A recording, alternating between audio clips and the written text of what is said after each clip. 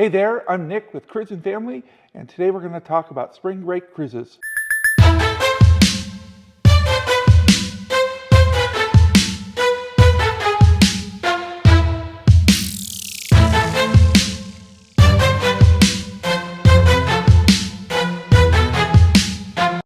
We're going to talk about cruising over spring break.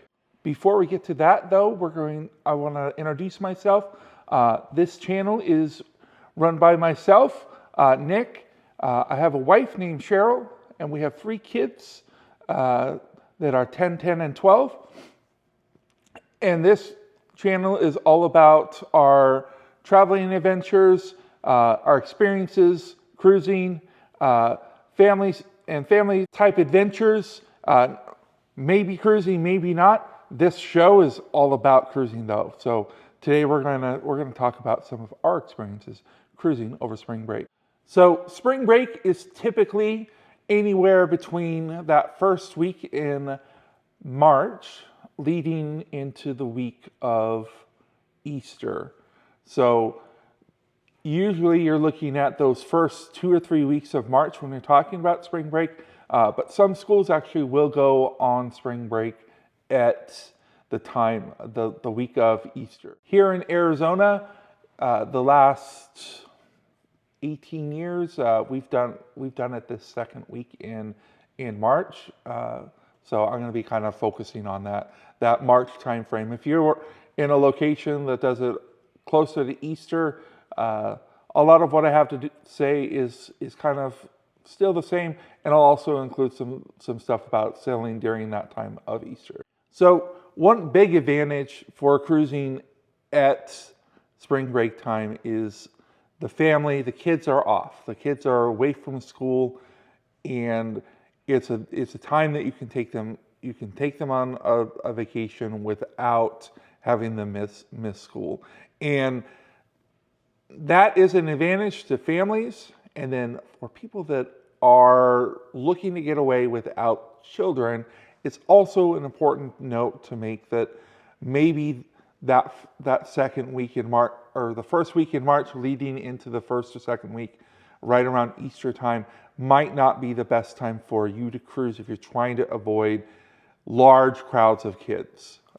With our family, like we love to cruise with kids, and we work really hard to have them be cruise ready, so that they're mindful of who they are, their surroundings, the things that they're doing, and interacting with the other guests. And I do understand that there is a crowd that says, you know what, I just can't cruise around children. So if you are that group and are not wanting to be around children during that March, April time period, I would say look for a line that has restriction on children, because you'll probably have a larger than normal grouping of that age group.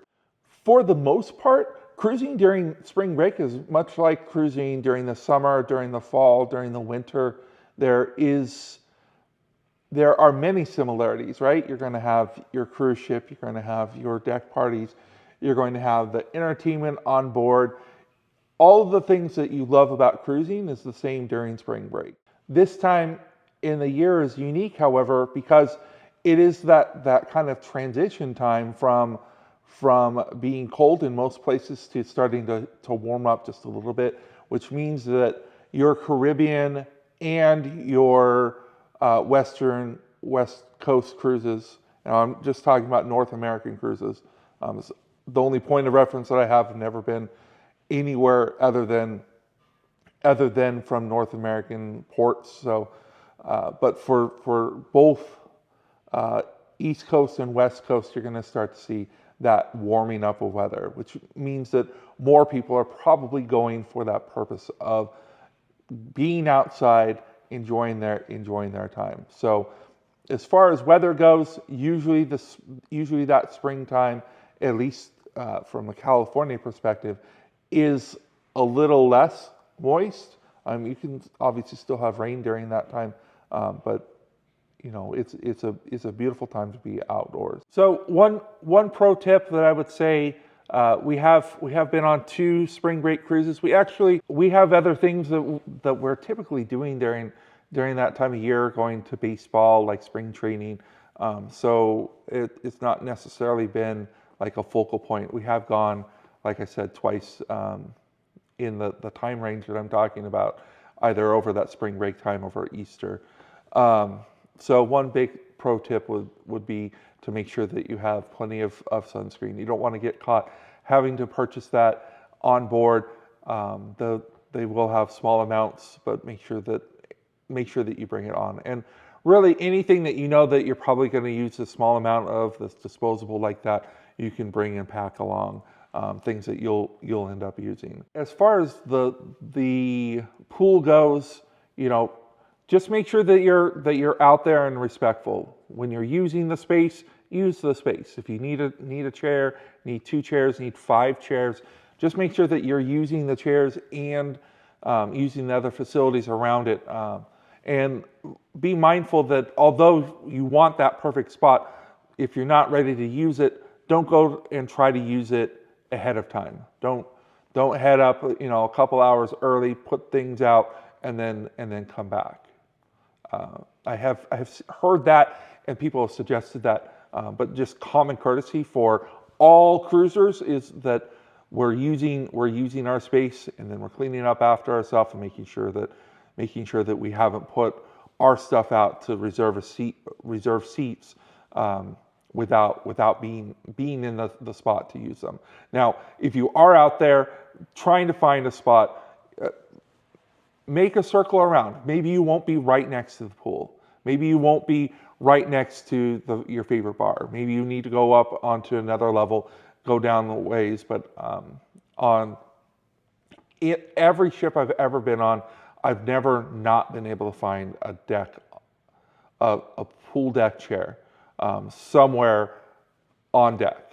And it can be hot. There can be large crowds, especially like on a sea day. So if you have a sea day or sea day intensive itinerary, definitely plan on making sure that you're out there, but use the space when you're out and about.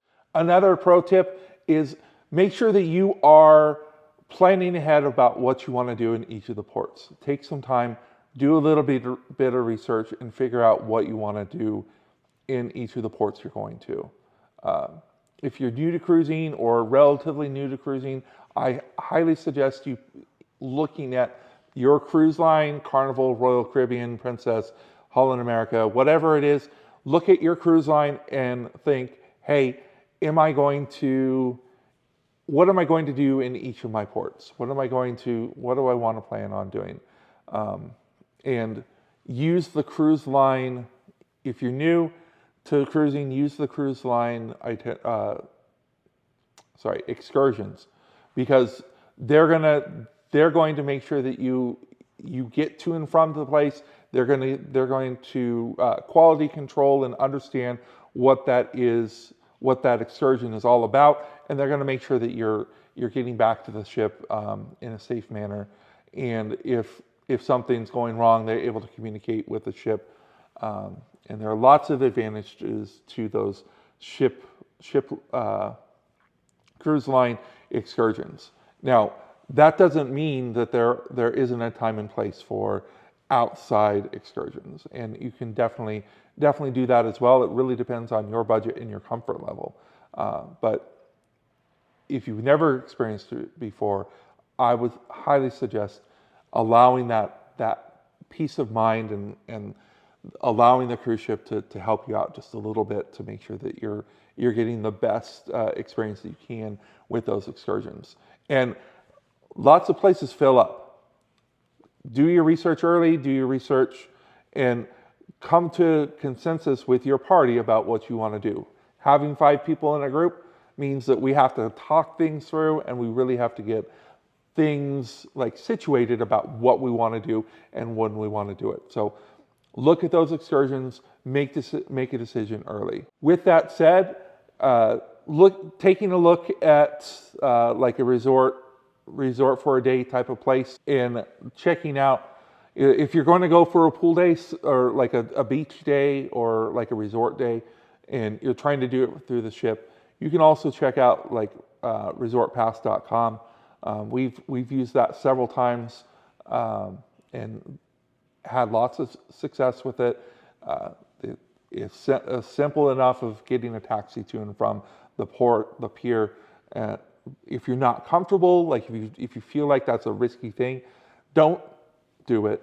But if you're like, hey, you know, my cruise line is charging, you know, X plus 30, and here I'm able to get it for the same price minus those extra $30. You may end up paying the same still because you're going to have to find your own transportation, and make sure that you understand what's included in your day. Am I going to a resort that I have to purchase a la carte? Am I going to a resort where some things are included, or is it an all-inclusive experience? And check out the fine print to make sure that you understand what you're getting into and what could be extra, so that you can enjoy your time when you're out there. Having a beach day, if you're planning on going on a spring break cruise, you're probably thinking about going to the beach or using the pool, being outdoors. So definitely make sure that you do that research about what those places are offering and giving you in the price that you're choosing and what may be extra. As a family, we love to do board games on a cruise ship, and maybe you already do that. Maybe that's not even a pro tip or something that you're like, well, obviously you're going to do that. Maybe you've never done that before. We always make sure that we bring a thing of Uno, and then we have a family edition of Cards Against Humanity. My daughter loves to play.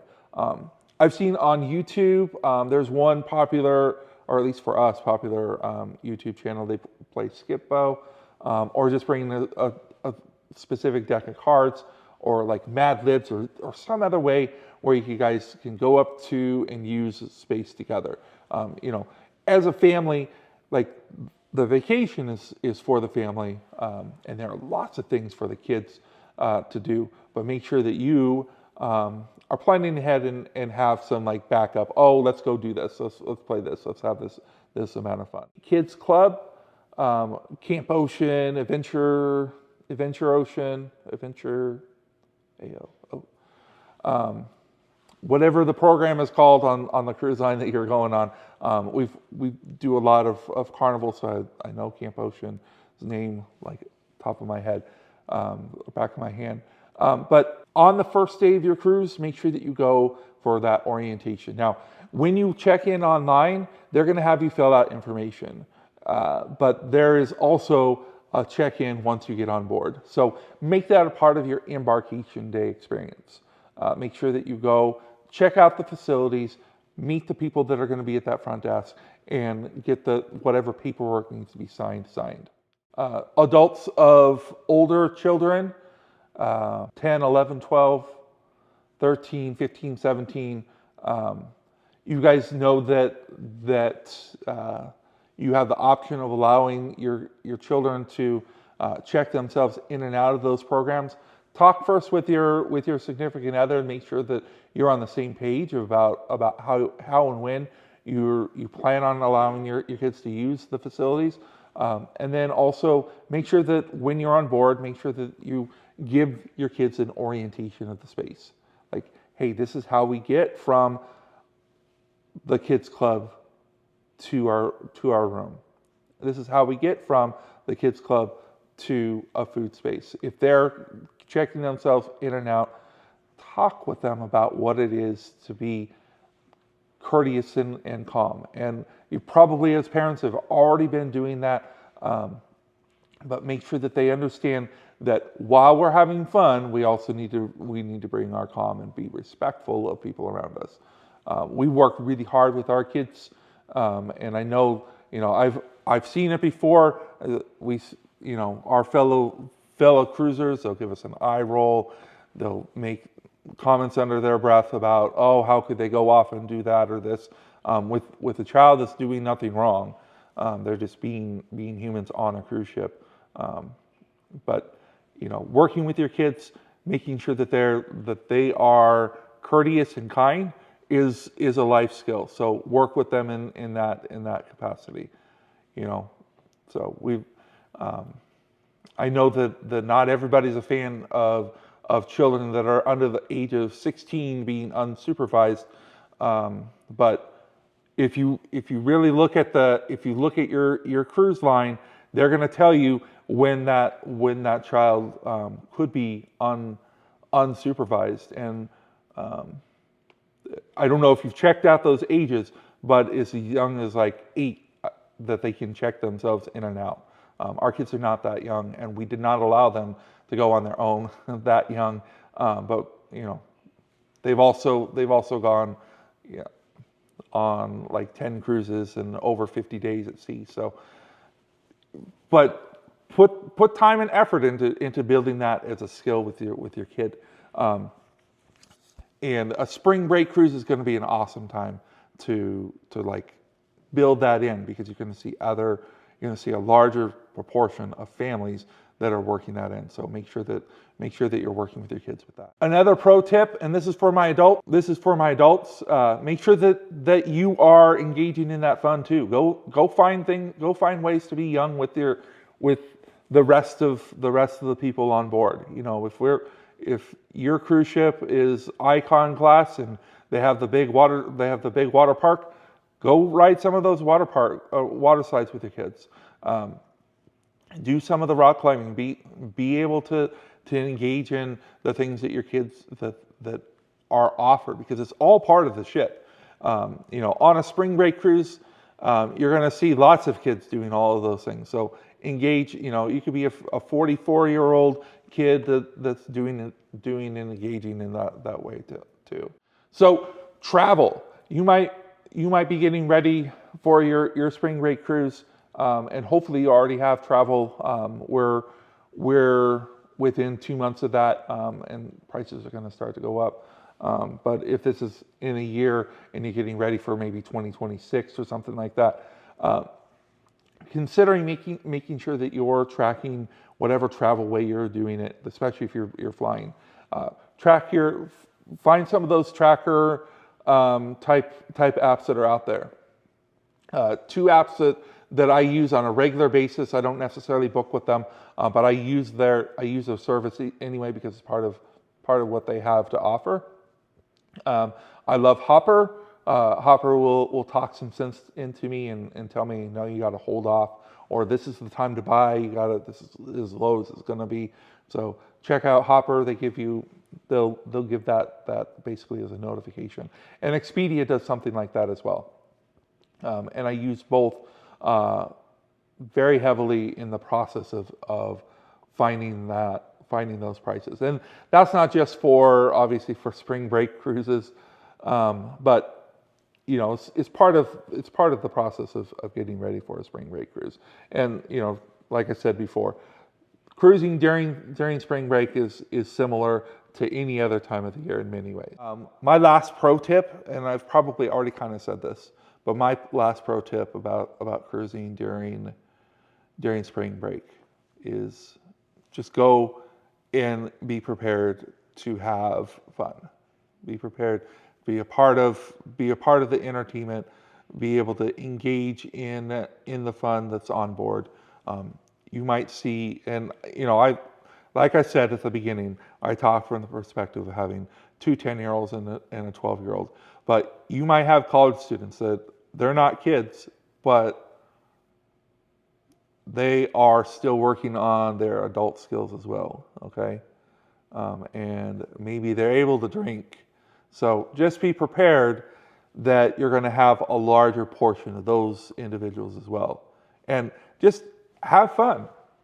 Be able to have fun with them. Like maybe they're going over the top a little bit, but have your own fun. Make your own fun with your cruise, because it is your cruise too. So if you have your own tips or tricks that you want to share, or something that I didn't touch on, let me know about it. Leave a comment down below, right down there. Say, hey, Nick, you didn't talk about this. Why not? oh, I really like to do that. This is something you should have let your viewers know, or